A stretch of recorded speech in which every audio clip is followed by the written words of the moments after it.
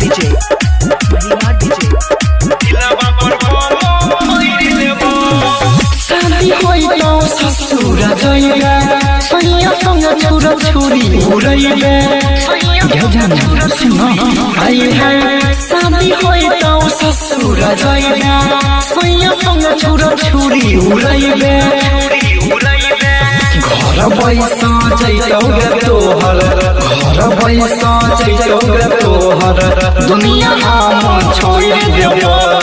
असो दिवाली में बेलही गम गे दिलवा तो बम छोड़ लेबोगे असो दिवाली में बेलही गम गे दिलवा पर बम छोड़ लेबो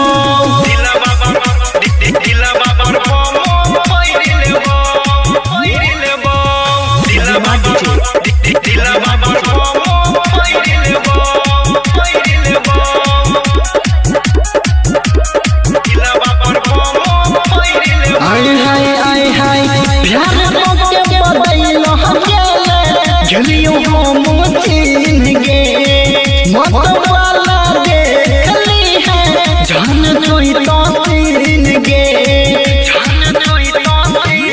आई हाय प्यार को के बदलना गेले गलियों हम चिन्ह गे मत वाला देखली है जान कोई तो सीन गे तोरे चलते सुनै गे पगली तोरे चलते सुनै गे पगली सबसे मुहबा मोड़ लेबो असो दिवाली में बेलही गम गे दिलवा तो बम छोड़ लेबोगे असो दिवाली में बेलही गम गे दिलवा पर बम छोड़ लेबो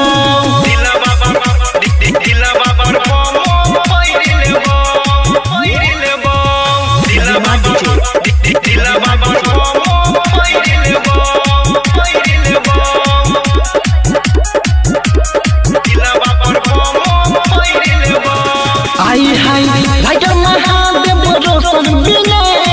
सच को हो राम गे दिल फटतै जखन हमन गलत तोरे नाम गे हाय हाय राइटर महादेव रोशन बिने सच को हो राम गे दिल फटतै जखन हमन गलत तोरे नाम गे छोटू छबेला नहीं रहतो अकेला छोटू छबेला नहीं रहतो अकेला जिंदगी से नहीं कोई लेबो असो दिवाली में बेलही गम गे दिलवा तो बम छोड़ लेबोगे असो दिवाली में बेलही गम गे दिलवा पर बम छोड़ लेबो शादी होई तो ससुर जइबे सैया संग छोरा छोरी उड़ैबे